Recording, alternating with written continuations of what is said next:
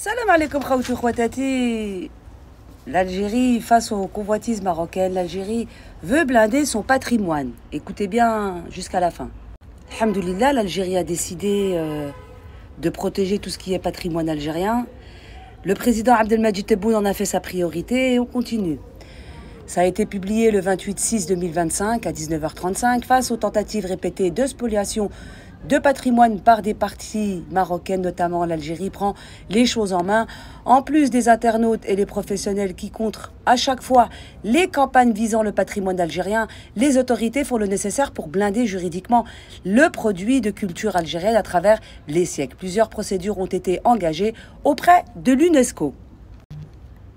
Ce 26 juin, le ministre de la Culture, Zouhi Bellalou, a annoncé la révision prochaine de la loi 1998 relative à la protection du patrimoine culturel avec l'introduction d'une disposition spécifique relative au patrimoine culturel immatériel.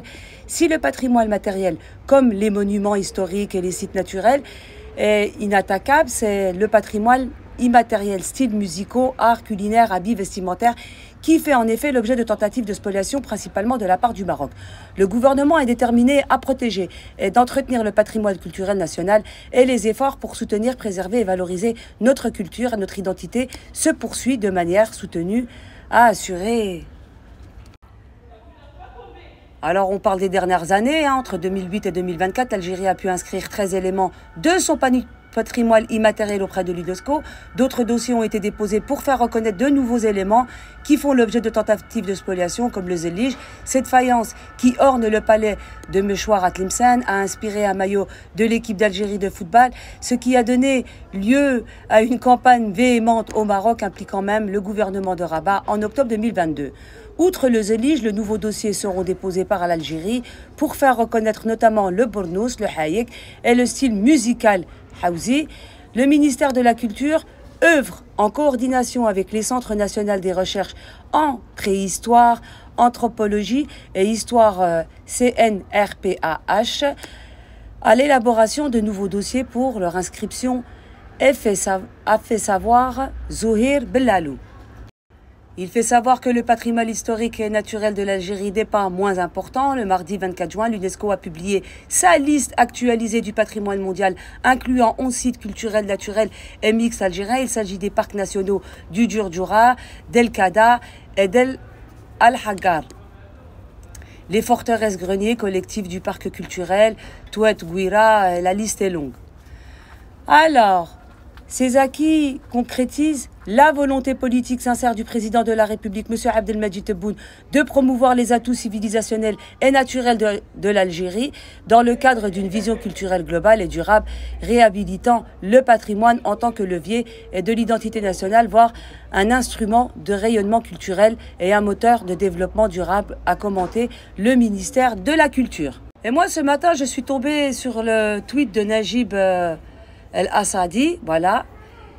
J'ai fait la traduction en français, bien évidemment, pour ceux qui ne savent pas lire l'arabe et qui ne comprennent pas l'arabe. On y va. Écoutez bien. Hein. Il prétend que l'Algérie se met contre le Maroc. Au niveau politique, l'Algérie a choisi de faire la division du Maroc son objectif principal, même si cela implique de rompre les liens avec les pays qui soutiennent le plan d'autonomie marocain pour le Sahara, comme l'Espagne et la France. Elle multiplie également les déclarations hostiles à l'égard d'autres pays comme le Ghana, le Kenya, le Royaume-Uni et les États-Unis afin de faire obstacle au soutien international au Maroc. Non, l'Algérie, avec tous ces pays-là, tout va bien. Elle marchande, elle fait rentrer de l'argent. C'est du gagnant-gagnant. Mais c'est le contraire qui se produit chez vous. Numérique. L'Algérie mène une des campagnes systématiques de cyberpiratage ciblant les citoyens marocains, piratant leurs comptes et divulguant leurs données personnelles dans le but de semer le chaos et la panique. J'avais fait une vidéo, même plusieurs à ce sujet-là. Vous aviez des Marocains qui essayaient de diviser les Algériens de France avec les Algériens d'Algérie. J'avais mis leur live. Et puis j'avais mis la vidéo, comment ils procédaient à nous faire sauter nos comptes TikTok et à nous signaler nos comptes YouTube, nos comptes Facebook qui sont partout. Mais il accuse l'Algérie. Et puis il parle des médias algériens. Les médias algériens diffusent quotidiennement des mensonges et de la désinformation contre le Maroc. Ce qui est bien le contraire, bien entendu, c'est plutôt le Maroc qui diffuse de la désinformation concernant l'Algérie. Il y consacre son temps. Il a même payé des Algériens qui se sont vendus à leur torchon, comme Vous les connaissez, c'est pas la peine que je donne des noms, hein. On y va. Économique et humanitaire. L'Algérie a pris des mesures unilatérales pour resserrer l'étau sur le Maroc, notamment la fermeture de son espace aérien, la fermeture de ses frontières, l'imposition de visas d'entrée, l'interdiction du commerce avec le Maroc et l'arrêt de la réception du fret maritime transitant par le port de Tanger Med. Effectivement, l'Algérie vous a fermé. Elle vous a mis un rond-point au niveau aérien. Elle a fermé tout ce qui est mer, terre et ciel. C'est très très bien, mais ce n'est pas pour que vous puissiez tomber économiquement. Comme vous venez de l'avouer, c'est bien l'Algérie qui vous aide et pas le contraire, n'est-ce pas? Mais c'est surtout pour la protection du territoire algérien. L'Algérie ne vous fait plus confiance. N'oubliez pas que vous avez une personne de l'entité qui a menacé l'Algérie de vos frontières. Donc, vaut mieux fermer les frontières, chacun chez soi, et les moutons seront bien gardés. Et puis, il parle des historiques. L'Algérie cherche à déformer l'histoire en s'attribuant certaines dynasties marocaines comme les Almoravides, les Almohades, les Méridides et ainsi de suite et ainsi de suite. Militaire, le dernier aspect reste les escalades militaires. L'Algérie soutient les milices responsables de la mort des milliers de Marocains et les autorise à attaquer des civils. Non, non, pas du tout. C'est pas comme ça que ça se passe. Il se passe que le Maroc colonise le Sahara occidental et que les Sahraouis se défendent. Ne mêlez pas l'Algérie à ça, c'est pas bon. Il parle que l'Algérie a augmenté à 25 milliards de dollars en seulement 2 ans, ce qui fait l'un des plus élevés au monde en pourcentage du PIB après l'Ukraine et la Corée du Nord. La question demeure, l'Algérie osera-t-elle franchir cette dernière ligne? Mais chaque Marocain doit connaître la vérité sur son ennemi. Le seul ennemi au monde qui cherche à diviser sa patrie depuis 50 ans, qui cherche à renverser sa monarchie et qui tente d'effacer son histoire et sa civilisation et l'Algérie, et plus précisément le régime actuellement dirigé par Tebboune. Déjà, en ce qui concerne le gouvernement algérien, ce n'est pas un régiment. En ce qui concerne votre pays, personne ne cherche à le diviser. Vous l'avez bien fait vous-même en faisant rentrer l'entité à l'intérieur, tout simplement.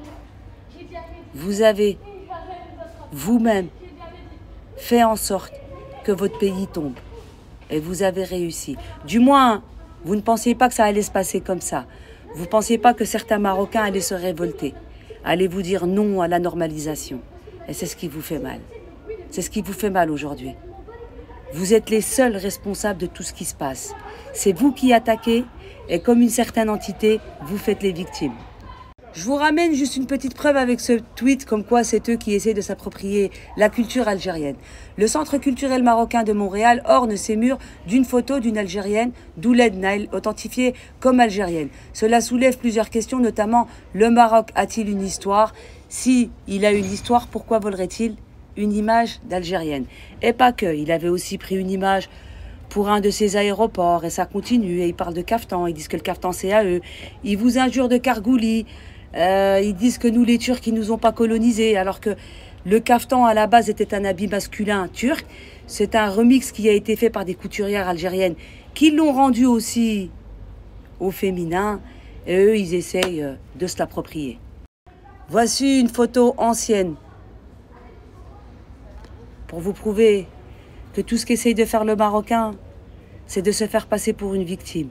Il attaque, et quand on est là pour défendre notre pays, défendre notre culture, défendre notre patrimoine, eh ben le Marocain, il chouine.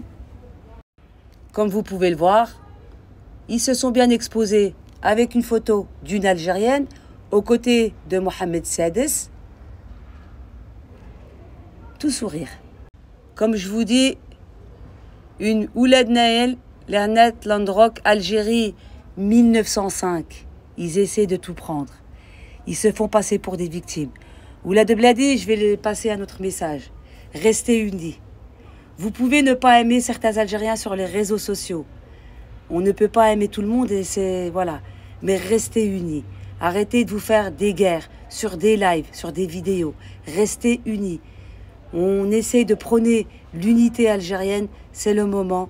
Unité, solidarité. Tahia al-Jazair. Allah yarham shuhada.